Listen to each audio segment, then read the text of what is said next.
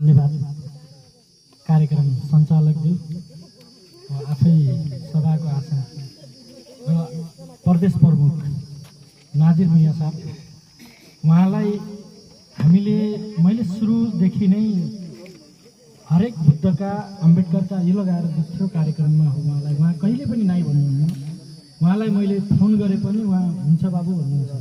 मलाई गर्वको कुरा यो लाग्छ कि कुनै अरू राज्य सत्ताका प्रमुखहरूले सोच्नुपर्छ, टाइम हेर्नुपर्छ, यो गर्नुपर्छ, त्यो गर्नुपर्छ भन्ने कुराहरू सबै गर्छन्। एउटा सामान्य वडा अध्यक्षलाई पनि टाइम माग्दाखेरि पनि उहाँहरूले कहिले यो हेर्नुपर्छ, कहिले त्यो हेर्नुपर्छ भन्नुहुन्छ। तर उहाँले स्वतः यस्तो कार्यक्रम छ भनेपछि उहाँले बाबा साहब अम्बेडकरले भने जस्तै बाबा साहब अम्बेडकरले एकचोटि तपाईँको भारतमा बाबा साहब अम्बेडकर पछि एउटा सचिव नियुक्ति हुनुभयो दोस्रो दलित समुदायबाट। उहाँले भन्नुभएको थियो कि बाबा साहब अम्बेडकरले बोलाउनु भयो। बाबा साहब अम्बेडकरले बोलाइसकेपछि उहाँले जानुभयो, गइसकेपछि भेट्नुभयो, बाबा साहब भन्नुहोस् भन्नुभयो। बाबा साहब ने भन्नुभयो कि आपके पास जो गाड़ी है और जो गार्ड है, जो सरकार के पक्ष से सेवा सुविधा मिला है, हर एक जो संडे पड़ता है, जो छुट्टी का दिन पड़ता है, उस दिन आप अपने कम्युनिटी, अपने समाज में, अपने बस्ती में जाइएगा, क्योंकि वो देखकर वहाँ के लोगों का जीना और परिवर्तन होना निश्चित है भनेर भन्नुभएको थियो। त्यही भएर त्यो परिवर्तनको एउटा बाहक पनि मैले नाजिर मिया साहब हुनुहुन्छ भन्ने कुराहरू मैले महसुस गरेको छु। यहाँ मलाई सर्वप्रथम त हाम्रो रामेश्वर श्रेष्ठ दाइलाई हृदयदेखि धन्यवाद दिन चाहन्छु। त्यसपछि हाम्रो बोधिगए भन्तेजीलाई म साधुवाद वन्दना भन्न चाहन्छु। उहाँहरूको प्रेरणाले, उहाँहरूको मायाले आज हामीले बुलबुले ताललाई काठमाडौँदेखि भारतसम्म चिनाएका छौँ। म यहाँहरूलाई हाम्रो टेकराज भण्डारी दाइले भनिसक्नुभयो, उहाँहरूले भनिसक्नुभयो यसलाई मिनी लुम्बिनी बनाउने कुराहरूमा। यसमा मेरो कसुर पूर्ण रूपमा हुनेछ। मेरो सास रहन्जेलसम्म मलाई म यो मिनी लुम्बिनी बनाएरै छोड्छु।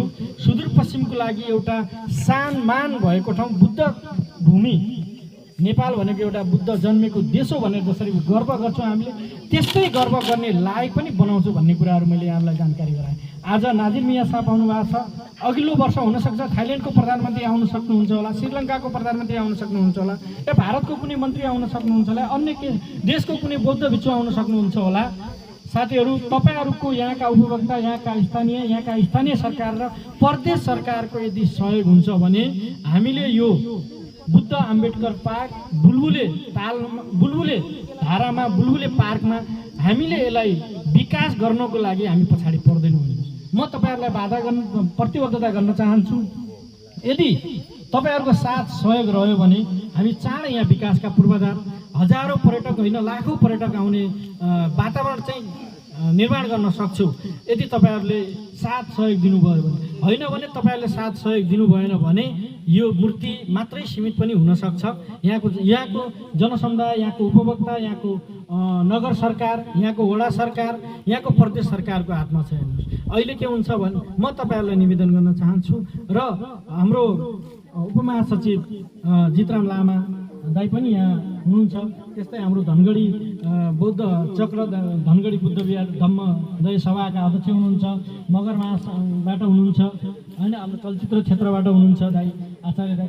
उहाँहरूलाई पनि मेरो हृदयदेखि नमन छ। जय भीम, नमो बुद्धाय। र तपाईँहरूलाई मेरो निवेदन के छ भने हामी सबै हातमा हात मिलाउँ, काँधमा काँध मिलाउँ। आज यसरी एउटा महान कार्य भएको छ। महान कार्य हाम्रो प्रदेश प्रमुख नाजिर मिया साहबबाट सुरुवात भएको छ। बुलबुले सामुदायिक वनले जसरी तपाईँको बुलबुले सामुदायिक वनका पदाधिकारीले, जसरी बुलबुले वन सामुदायिक वनका अध्यक्षले जसरी सहयोग गरेर आज सहयोगी भावना देखाउनु भयो, त्यसको लागि म हृदयदेखि नै नमन गर्न चाहन्छु।